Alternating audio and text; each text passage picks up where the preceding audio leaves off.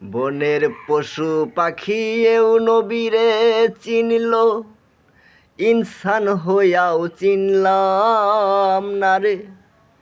কেমনে যাব তাহার সামনে আরশ মহল্লাই রে। নায়ের মাঝি নূর নবীজি, নায়ের মাঝি নূর নবীজি, পারেরি বেলায় রে। সময় থাকতে আয় তোরা, সময় থাকতে আয়।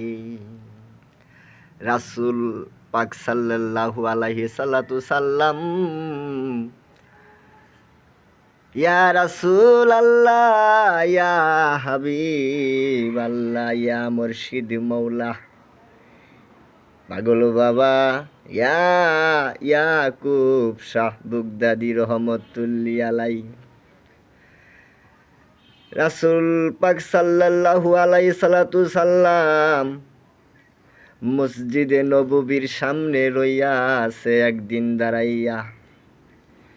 দেখে তার সামনে দিয়া এক জাগ মৌমাছির দল যাইতেছে উড়িয়া উড়িয়া।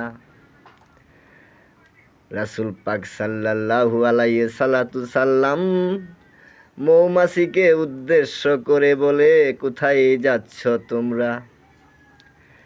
মৌমাছির দল বলে, ইয়া রাসূল আল্লাহ, যাচ্ছি দূরদর্শে দূর বনে ফুলের রস আহরণ করতে।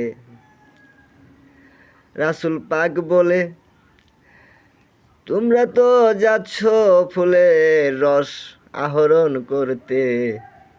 আচ্ছা, সব ফুলের রস, সব ফুলের কষ তো মিষ্টি হয় না, কিছু কিছু ফুলের রস অতীব তিতা হয়। এই তিতা রস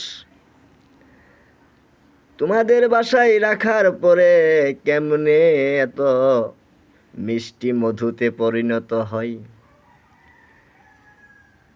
মৌমাছি বলে, ইয়া রাসূলুল্লাহ, এই কথা জানেন একমাত্র আপনি আর মালিক মৌলা।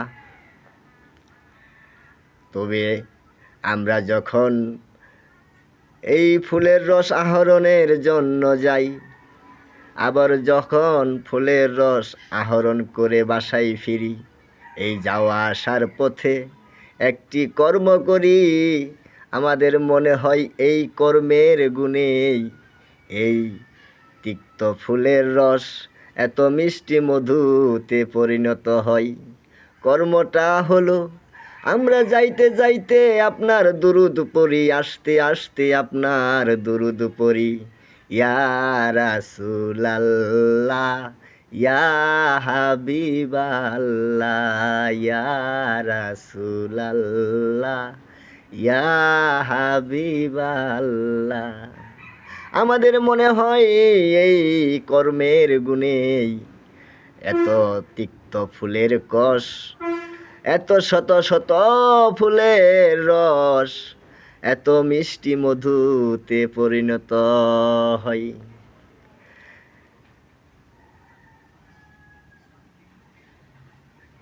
জয় গুরু, পাগল ইয়াকুব শাহ।